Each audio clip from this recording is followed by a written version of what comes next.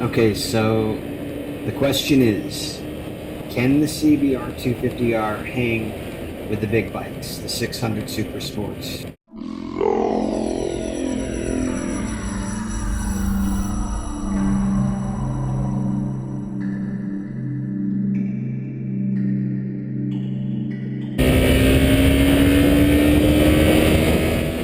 Okay, so we're going to try to answer this question as objectively as possible.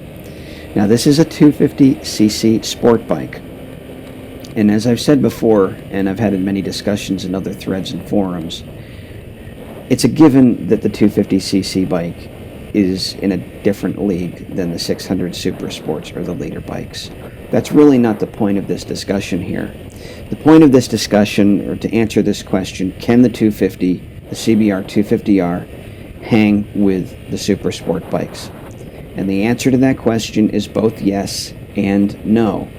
And of course it depends on rider development, rider skill, capability of the rider, the road conditions, the conditions of the bike, and there are a number of different factors that are going to play into this equation. Now, one of the things that I want you to take notice of here, that these roads are less than ideal. There's actually rutted and grooved portions to the road that have been ground away. I also should note that my rear suspension I had dialed in so that it's a little bit tighter and so that I could attack the turns with more speed. The CBR 250R is tailor-made for roads like you're seeing here. I mean, it's roads like these is where the CBR 250R really shines. These are backcountry two-lane roads that have some long sweeping curves and have some extremely tight twisty turns. So you have a combination of a variety of different road types, and then of course changes in elevation and so on. Now the bikes in front of the CBR 250R shown in this video here, you have a Ducati. I believe it's a 750, although I'm not entirely sure. I think it's a 750M. And the bike in front of him is a 600 inline 4 Super Sport. But as you can see here in the twisties, they're not on the tighter turns, particularly on these like 25-mile-an-hour turns and stuff. They're not going anywhere. In fact, I can actually gain ground on these guys because the CBR is incredibly light. It has a short wheelbase. And one of the other reasons is because I set up the suspension to be a little bit stiffer. It's a very torquey bike. You can really power through the curves and the tight twisties on this bike. Once you hit a flat straight, I mean, the bike will run flat out, but it's not going to be a match for these other bikes that have the higher horsepower. But the things that the other bikes are having to contend with are inertia and the weight of the bike. A rider, again, depending on his skill and his experience, is going to tire more quickly on the higher powered bikes because of the bike's weight and because they're having to things happen a lot faster on a higher powered bike. Things happen a lot faster at speeds anyway, irrespective of what kind of bike you're riding. So again, to really answer the question thoroughly, the answer to the question, can the CBR hang with the bigger sport bikes? And as I said, the question is both yes and no. As you can see, they weren't about to motor through these corners here.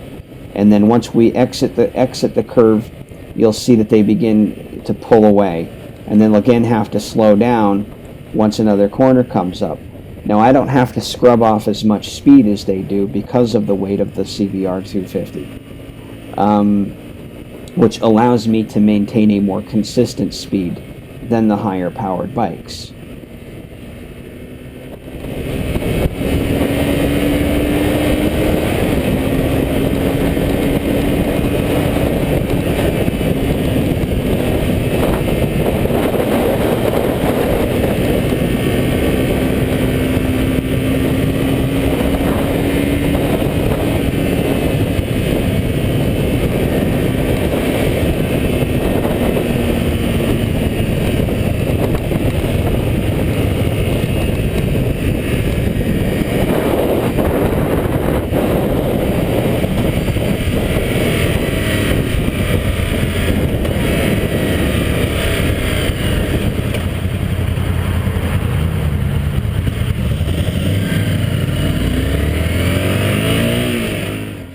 Okay, now to answer the second part of the question, if the CBR can hang with the big bikes.